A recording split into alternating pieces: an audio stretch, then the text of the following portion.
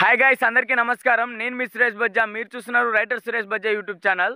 ఈరోజు నేను సంధ్యాకిరణం ఎపిసోడ్ 2 అయితే చెప్తానమాట. ఇప్పటి వరకు మీరు సంధ్యాకిరణం ఎపిసోడ్ 1 వినకపోతే మన రైటర్ సురేష్ బజ్జా యూట్యూబ్ ఛానల్లో ఎపిసోడ్ 1 అయితే స్ట్రీమ్ అవుతుంది, ఒకసారి చూడండి. అలాగే మన రైటర్ సురేష్ బజ్జా యూట్యూబ్ ఛానల్ని మీరు సబ్స్క్రైబ్ చేసుకోకపోతే సబ్స్క్రైబ్ చేసుకోండి. పక్కన ఉన్న బెల్ ఐకాన్ కూడా క్లిక్ చేయండి. ఈ స్టోరీ చూసిన తర్వాత ఎలా ఉందో ఒకసారి కామెంట్ చేయండి. ఓకే గైస్, ఇంకా మనం ఆలస్యం చేయకుండా ఎపిసోడ్ 2లోకి వెళ్ళిపోదామా.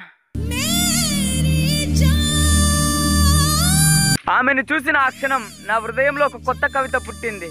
ఆమె నవ్వు, ఆమె మాటలు అన్నీ కూడా నా మనసులో ఒక మధురమైన గీతంలా వినిపించాయి. ఆమె తన స్నేహితులతో మాట్లాడుతూ ఉంది. నా ప్రపంచం మొత్తం ఆమె చుట్టూనే తిరుగుతూ ఉంది. నా కళ్ళు ఆమెను వెతికాయి. ఆమె రూపం నా మనసులో ఒక కలలాగా నిలిచిపోయింది. ఆ క్షణం నా మనసులో అనిపించింది, ప్రేమకి మాటలు అవసరం లేదు, ఒక చూపు చాలు, ఒక శతాబ్దపు భావాన్ని పలికేందుకు అని. ఇంతలోనే పరీక్ష బెల్ మోగింది.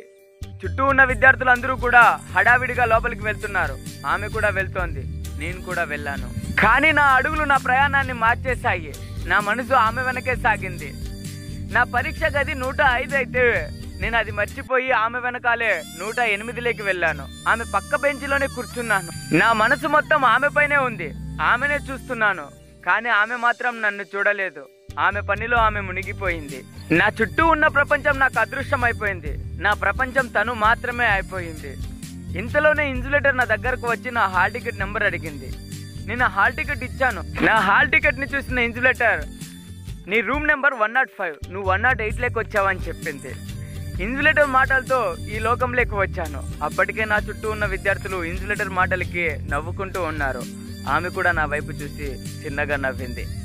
అందరి ముందు అవమానమయ్యాను అనే బాధ కంటే, అంటే ఆ సిగ్గు కంటే, ఆమె చూపులు నా మీద పడ్డాయి అనే ఆనందంతో ఆ గది నుండి బయటకు వచ్చాను. నా గుండె వేగంగా కొట్టుకుంటోంది. గందరగోళంగా నా పరీక్ష గదిలోకి వచ్చాను. పరీక్ష సరిగ్గా రాస్తున్నానో కూడా నాకు తెలియడం లేదు. నా మనసు మొత్తం తనే నిండిపోయింది. ఎగ్జామ్ అయిపోగానే నా పెన్ను పక్కన పెట్టేసి అందరికంటే ముందుగా నేను గేటు దగ్గరకు వచ్చి ఆగాను. మళ్ళీ ఆమెను చూసే క్షణం కోసం ఆతృతంగా అక్కడే నిలబడి ఉన్నాను.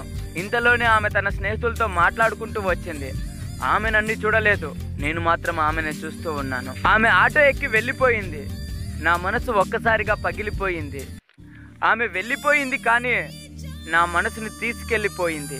మళ్ళీ రేపటి ఎగ్జామ్ కోసం ఎంతో ఇష్టంగా ఎదురు చూశాను. ఎగ్జామ్ రాయాలని కాదు, ఆమెను మళ్ళీ చూడాలని. ఇలాగే ఎగ్జామ్స్ ఉన్నన్ని రోజులు ఆమెను చూస్తూ కాలం గడిపేశాను. ఎగ్జామ్స్ అయిపోయాయి. ఇక ఆమెను చూడడానికి అవకాశం లేకుండా పోయింది. ఆమె కాలేజ్ కదిర్లోని అమృతవల్లి డిగ్రీ కాలేజ్. ఆమెను చూడాలని ఆ కాలేజ్ దగ్గరికి వెళ్ళాను. తన ఫ్రెండ్స్కి అడిగితే ఆమె రెగ్యులర్ స్టూడెంట్ కాదు, కేవలం ఎగ్జామ్స్ మాత్రం రాయడానికే వస్తుందని చెప్పారు. ఆ విషయం తెలియగానే నా ప్రపంచం ఒక్కసారిగా కుప్పకూలిపోయింది. ఇక మళ్ళీ నేను తనని కలవాలి, తనని చూడాలి అంటే 6 నెలలు ఆగాలి. ఆ 6 నెలలు 6 శతాబ్దాలుగా అనిపించాయి. కానీ తనని చూసే క్షణం కోసం 6 శతాబ్దాలైనా సరే ఎదురు చూడాలి అనిపించింది. 6 నెలలు గడిచిపోయాయి. పరీక్షలు మళ్ళీ వచ్చాయి. నా నిరీక్షణకు ఫలం లభించింది. నేను ఆమెను చూశాను. అదే దృశ్యం, అదే ఆనందం. కానీ ఈసారి నా స్నేహితులు నన్ను వదలలేదు. ఇంకెంతకాలం చూస్తూ ఉంటావు, వెళ్ళి ప్రపోజ్ చేయి అని పదే పదే నన్ను ఒత్తిడి చేశారు. వాళ్ళ మాటలు నా చెవులకు వినిపించాయి. కానీ నా మనసులో ఉన్న భయాన్ని, ఆవేదనను ఎలా చెప్పగలను? ఏ విషయంలోనైనా ముందడుగేసే నేను ఈ ప్రేమ విషయంలో అడుగు వేయలేకపోతున్నాను. నాలోని భయాన్ని వాళ్ళకి మాటల రూపంలో వర్ణించడానికి అసాధ్యం అనిపించింది. నేను ఆమెతో మాట్లాడలేకపోయాను. నా గొంతులో ఉన్న భావాలు అలాగే ఉండిపోయాయి. అక్కడి నుండి వచ్చేసాను. ఒంటరిగా ఉన్నాను. తన ఆలోచనలు నన్ను ఉక్కిరి బిక్కిరి చేస్తున్నాయి. ఆ ఆలోచనలకి అక్షర రూపం ఇవ్వాలి అనుకున్నాను. అప్పుడు నా మనసులో నుంచి ఒక కవిత పుట్టింది. తన చూపు నా పైన పడగానే నా ప్రపంచం ఒక అందమైన కవిత అవుతుంది. కానీ నా మనసులోని మాట, నా ప్రేమ విషయం ఆమెకి చెబితే నా కవితకు ఎక్కడ ముగింపు రాస్తుందేమో అన్న భయం. ఆమె ఒక నదిలా ప్రశాంతంగా ఉంది, కానీ నేను ఆ నదిలో కలిసేందుకు తప్పిస్తున్నాను. కానీ ఆ నదిలో కలిస్తే నా అస్తిత్వం ఎక్కడ పోతుందేమో అన్న భయం. నేను నిన్ను ప్రేమిస్తున్నాను అని చెప్పగలను, కానీ ఆ తర్వాత నువ్వెక్కడ నాకు దూరం అయిపోతావేమో అన్న భయం. నా ఈ కవితకు ప్రాణం పోయాలనిపించింది. వాయిస్ ఓవర్ మంచిగా ఇచ్చి, మంచి బ్యాక్గ్రౌండ్ మ్యూజిక్ యాడ్ చేసి అప్పుడే సురేష్ బజ్జా యూట్యూబ్ ఛానల్ని స్టార్ట్ చేశాను. యూట్యూబ్లో అప్లోడ్ చేశాను.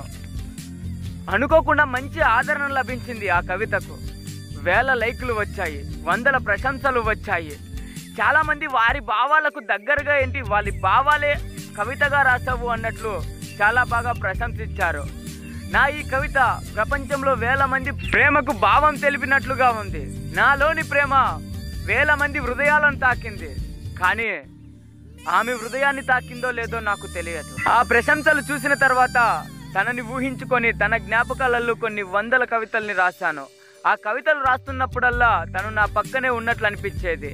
అలాంటప్పుడే ఈ కవితని రాశాను.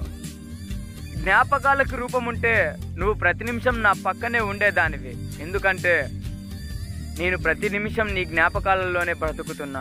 నీ నవ్వు నా కళ్ళ ముందు మెరుస్తుంది. నువ్వు పక్కన లేకున్నా నీ మాటలు నా చెవులకు వినిపిస్తూ ఉంటాయి. నువ్వు నా కళ్ళ ముందు ఉన్నా లేకున్నా నా గుండె మాత్రం నీ కోసమే కొట్టుకుంటూ ఉంటుంది. ఇలా కవితలు రాసుకుంటూ తన జ్ఞాపకాల్లోనే బ్రతికేస్తున్నా. ఇంతలోనే థర్డ్ సెమిస్టర్ వచ్చింది. సేమ్ ఇదే ప్రాసెస్. ప్రతి సెమిస్టర్ ఇలాగే 4 సెమిస్టర్లు అయిపోయాయి. 2 సంవత్సరాలు గడిచిపోయాయి. మా మధ్య ఏ మాటలు లేవు, ఏ స్పర్శ లేదు, కానీ నా ప్రేమ మాత్రం మరింత లోతుగా, మరింత బలంగా మారింది. ఇక మిగిలింది చివరి సంవత్సరం. నా జీవితంలో అత్యంత ముఖ్యమైన చివరి అధ్యయనానికి నేను సిద్ధమవుతున్నాను. మిగతా కథ నేను మరొక ఎపిసోడ్లో చెప్తాను. ఈ స్టోరీ ఎలాగుందో కామెంట్ చేయండి. మీకు నచ్చితే లైక్ చేయండి. మర్చిపోకుండా మన రైటర్ సురేష్ బజ్జా యూట్యూబ్ ఛానల్ని సబ్స్క్రైబ్ చేసుకోండి. Thank you guys.